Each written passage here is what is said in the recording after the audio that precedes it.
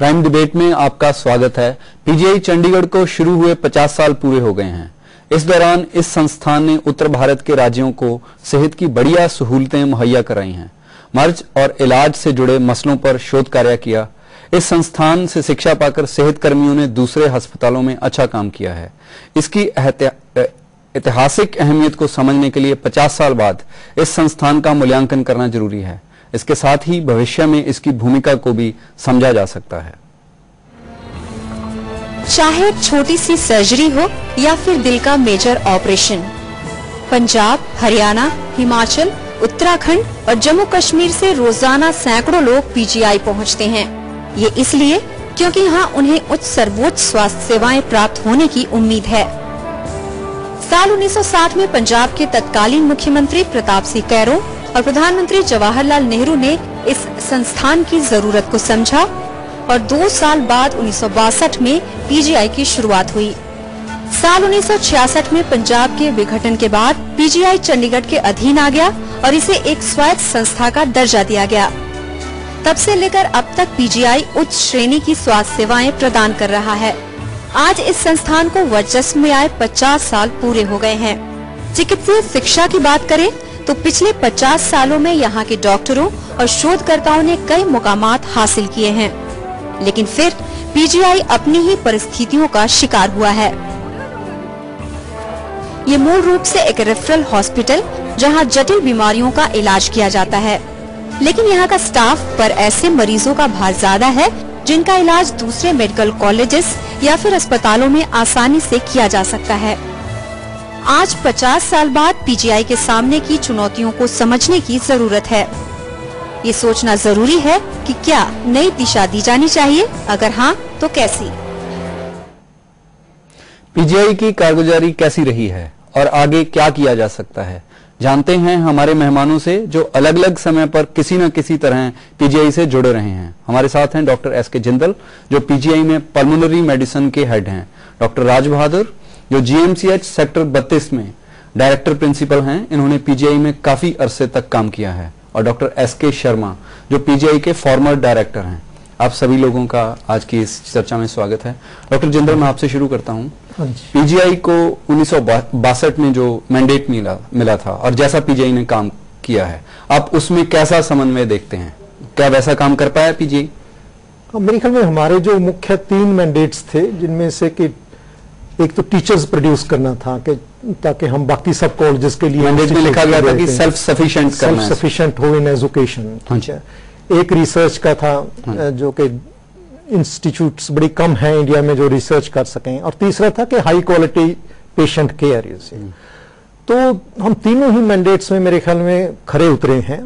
हालांकि थोड़ा सा लोग कहते हैं कि जो पेशेंट केयर वाला है उसमें कभी कभी डाइल्यूशन आ जाती है। वो इसलिए कि लोड बहुत ज्यादा हो चुका है और सबको उसी टाइप की केयर देना संभव नहीं हो पाता, क्योंकि यहाँ से पेशेंट्स आते हैं, यहाँ दूर दूर से बिहार तक, कई बार नॉर्थ ईस्ट से भी आने शुरू हो गए हैं आजकल। जो बाकी इस रीजन के हैं, पंजाब, हरियाणा, हिमाचल, जम्मू कश्मीर और इवन उत्तर प्रदेश, ये तो आते ही आते हैं।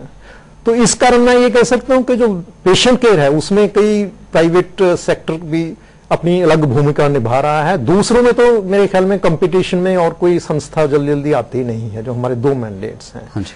तो लेकिन मेरे ख्याल में बहुत खरा उतरा है, उसमें कोई संदेह नहीं है, बल्कि पहले से आगे ही बढ़ा है और अंतर्राष्ट्रीय स्तर पर इसका नाम है।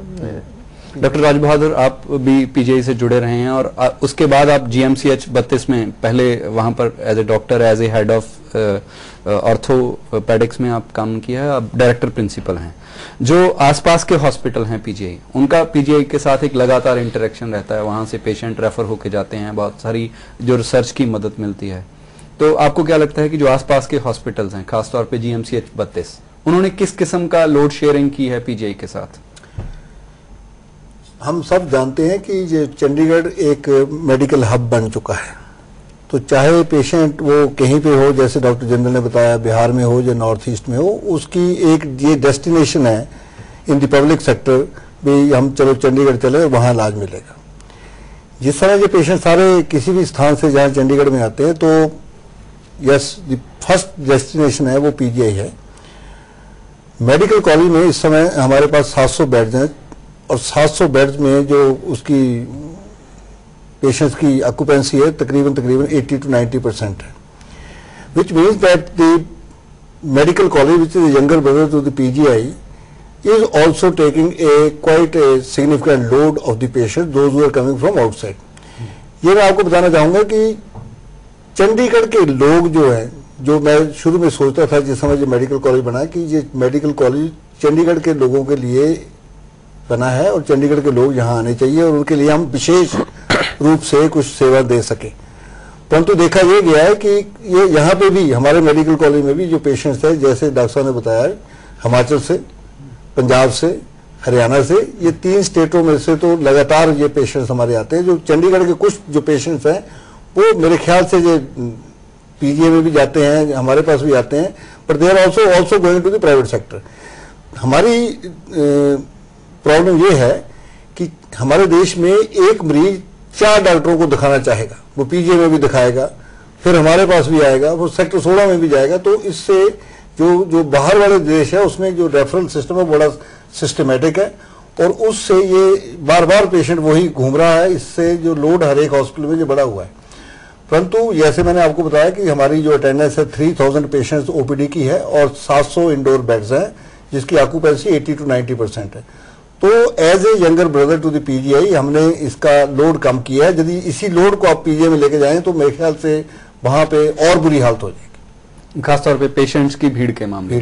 डॉक्टर शर्मा, आप वहां पर डायरेक्टर रहे हैं, आपको क्या लगता है कि जो मैंडेट मिली थी और उसके बाद over the period of time बहुत सारी कॉम्प्लिकेशंस आई हैं, नए डिपार्टमेंट आए हैं और लोगों की जो आने जाने की सहूलतें बढ़ी हैं और ज्यादा दूर से लोग आ रहे हैं, तो पीजीआई में किस किस्म की फर्दर जो सुधार की जरूरत है? जो मैंडेट पीजीआई को दिया गया था, हाँ जी, और जैसे डॉक्टर जिंदल ने कहा है कि टॉप क्वालिटी पेशेंट केयर, हाँ जी, and produce the best medical specialist for the country and conduct need based research. ये तीनों मैंडेट जो हैं, जैसे पेशेंट केयर, पिछले 4-5 दशक में लोगों को पीजीआई के ऊपर इतना ट्रस्ट फेथ है कि छोटी छोटी डिजीज के लिए वो पीजीआई आते हैं जिनको नहीं आना चाहिए। मैंडेट के मुताबिक PGI was supposed to be only purely referral centre, tertiary care centre, जो ये हो नहीं पाया है। तो जैसे इन्होंने कहा है कि एडजॉइनिंग स्टेट से सारे मरीज यहीं आते हैं जिसकी वजह से लोड इतना हो जाता है। लेकिन जहां तक पेशेंट केयर का सवाल है, पीजीआई ने patient care of the top quality provide की है, इसके बारे में कोई संदेह नहीं है। लेकिन जहां तक producing the best medical specialist for the country, man power for the country, PGI has done exceedingly well. आज तक मेरे ख्याल में कोई भी ऐसे इंस्टीट्यूशन हमारे देश में नहीं है जिसने इतने स्पेशलिस्ट अपने देश के लिए या और देशों के लिए प्रोड्यूस किए हैं। जहां तक रिसर्च का सवाल है, बहुत अच्छी रिसर्च हुई है, लेकिन पेशेंट लोड की वजह से और भी अच्छी हो सकती थी। तो जैसे डॉक्टर राज बहादुर ने कहा कि पीजीआई का कुछ लोड जो है मेडिकल कॉलेज ने कम किया है, लेकिन जो पीजीआई के ऊपर लोगों का फेथ और ट्रस्ट बना है उसकी वजह से अभी वो लोड कम नहीं हो पाया। हमने कई बार भारत सरकार, स्वास्थ्य मंत्रालय, उनसे कई बार रिक्वेस्ट किया कि PGI should be treated purely as a referral centre, लेकिन उनका हमेशा ये जवाब आया है कि पीजीआई जो है वो किसी पेशेंट को इनकार नहीं कर सकता। तो इस जिसकी वजह से लोड ज्यादा है, लोड की वजह से इट इफेक्ट्स द रिसर्च। लेकिन अब यह है कि ओवर द इयर्स, जैसे आपने कहा कि डिजीजेज जो है बर्डन इतना बड़ा हुआ है और सुपर स्पेशलाइजेशन इतनी ज्यादा हो चुकी है जिसकी वजह से नए डिपार्टमेंट बने हैं और लोड की वजह से नए सेंटर, एडवांस सेंटर्स बने हैं, जैसे advance centre of paediatrics, advance centre of cardiology, ophthalmology, urology, then even gastroenterology, then transplant centre, काफी सेंटर बने हैं। जितने आपने सेंटर्स की बात की, जितने एडवांस ये सेंटर्स हैं, इन्हीं जो डिपार्टमेंट्स में, बाकी कहीं पर जहां पर हॉस्पिटल आसपास में नहीं होता, तो इनके इश्यूज के मामले में तो हमें ये कहना पड़ेगा कि कम से कम जो जिनको इन डिपार्टमेंट से इलाज चाहिए वो कहीं से रेफर होके नहीं आएंगे, सीधे यहाँ पर आएंगे। ठीक है, तो उस मामले में तो लोड बढ़ेगा ही पीजीआई पे। वो तो है ना, स्पेशलाइज्ड डिजीज के लिए आ रहे हैं, वो ठीक है, लेकिन जो ऑर्डिनरी डिजीज के लिए आ जाते हैं वो नहीं होना चाहिए। वो आई थिंक जो एडजॉइनिंग स्टेट्स हैं उनकी सर्विसेज अपग्रेडेड होना चाहिए, they should look after this. इस पे एक पॉइंट कहना चाहूंगा कि जो सुपर स्पेशल, ये जो एडवांस सेंटर का मतलब ये नहीं है कि वो सभी जो बीमारी है उस सिस्टम से रिलेटेड के वो पीजीआई में ही ट्रीट होंगे। जैसे गैस्ट्रोएंटरोलॉजी है, इसका मतलब ये नहीं कि जिसको पेट की बीमारी है वो सिर्फ पीजीआई में ही ट्रीट होगी, ठीक है ना। कोई स्पेशलाइज्ड प्रॉब्लम्स हैं जो उनके लिए पीजीआई इज द बेटर, पर और जगह पे भी ये सेम, जब किसी को डायरिया है या डिजेंट्री है या और एब्डोमिनल पेन है, कोई ऑपरेशन करवाना है, वो कहीं भी हो सकता होता है। तो एडवांस सेंटर, कार्डियक सेंटर में भी एडवांस सेंटर है हमारे यहाँ पर, जहाँ पर 50-60-70 किलोमीटर के एरिया में जिसको कोई प्रॉब्लम होगी, क्योंकि it's so serious an issue, तो वो सीधा वहीं आएगा। नहीं, पर वही मैं कहना चाहूंगा कि इवन कार्डियक सेंटर में जैसे कोई अगर बाईपास सर्जरी करनी है या एंजियोप्लास्टी करनी है तो वो कहीं भी हो,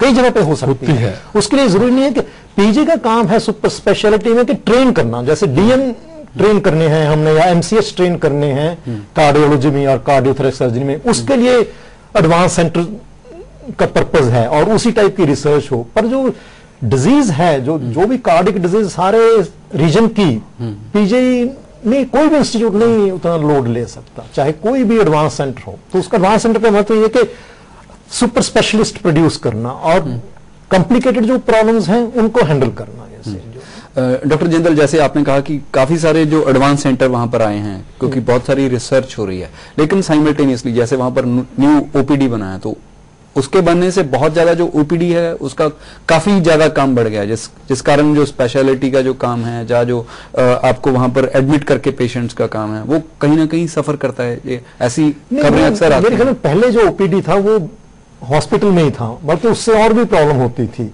तो इसलिए अब कम से कम ये है कि काफी जो 50-60% या बल्कि 70% पेशेंट जो हैं वो ओपीडी से आके वहीं से चले जाते हैं वापस, और सिर्फ वहां पे हम स्क्रीन करते हैं कि जिनको दाखिले की जरूरत है उनको। सो इसलिए इससे कोई ज्यादा मेरे ख्याल में परेशानी नहीं है। पर प्रॉब्लम यह है कि ओपीडी इटसेल्फ आजकल इतना क्राउडेड हो चुका है कि जो इसको चाहे यार डबल कर दो, मेरे ख्याल में उसको और बढ़ाने की जरूरत है इस टाइम पे, स्पेस की उसमें। डॉक्टर राज बहादुर, आप मुझे ये बताइए कि आप जब पेशेंट को रेफर करते हैं पीजीआई से, जा कहीं ना कहीं पर ये लाइन ड्रॉ करते हैं कि ये पेशेंट सीधा पीजीआई जाना चाहिए, जहां पीजीआई की बजाय 32 आना चाहिए, तो आप कैसे लाइन ड्रॉ करते हैं? जहां जहां पे भी सुपर स्पेशलिस्ट की जरूरत है, क्योंकि हमारे पास इस समय मेडिकल कॉलेज में सुपर स्पेशलिस्ट नहीं है। हमारे पास मेडिसिन की सारी ब्रांचेज हैं, सर्जरी की ब्रांचेज हैं, ऑप्थेल्मोलॉजी, ईएनटी सारी हैं। पर जहाँ पे कार्डियोलॉजिस्ट की जरूरत है, प्लास्टिक सर्जन की जरूरत है, नेफ्रोलॉजिस्ट की जरूरत है, यूरोलॉजिस्ट की जरूरत है, वहाँ पे हमारे पास ये डिपार्टमेंट सभी नहीं बने हैं। मेडिकल कॉलेज में ये मिनिस्ट्री ऑफ हेल्थ ने जो पोस्टें क्रिएट कर दी हैं, पर मेरे को लगता है 1-2 साल में जो स्पेशलिस्ट, ये super specialist, they will be in position.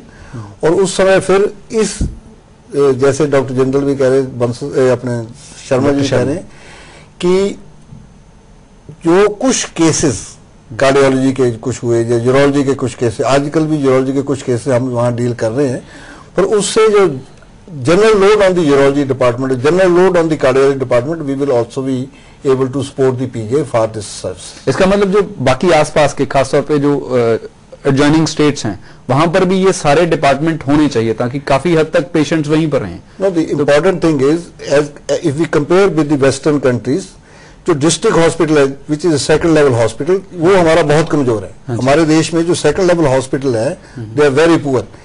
Situation ऐसी होनी चाहिए कि जो ऑपरेशन मैं मेडिकल कॉलेज में मैं कर सकता हूँ, डिस्ट्रिक्ट हॉस्पिटल में ऑर्थोपेडिक सर्जन वही ऑपरेशन कर सकना है, उसकी क्षमता होनी चाहिए। एक फ्रैक्चर जो मेडिकल कॉलेज में ट्रीट हो सकता है, वही फ्रैक्चर की कैपेसिटी होनी चाहिए भी डिस्ट्रिक्ट हॉस्पिटल में ट्रेन होना चाहिए। any fracture which is more difficult than that level should come to the medical college and then to the PG. इसका मतलब ये हुआ कि खासतौर पे पिंजौर हो, मोहाली हो, राजपुरा हो, अंबाला हो, अगर यहाँ पर जो हॉस्पिटल्स हैं इसमें कोई डाउट नहीं, जब तक कि हम सेकंड लेवल डिस्ट्रिक्ट हॉस्पिटल को अब अपने स्ट्रेंथ नहीं करते, ये लोड पीजीआई पे, मेडिकल कॉलेज पे रहेगा ही रहेगा। डॉक्टर साहब, मैं आपके पास अभी वापस आऊंगा। अभी समय हो गया एक छोटे से ब्रेक का। ब्रेक के बाद हमारी ये चर्चा यूं ही जारी रहेगी।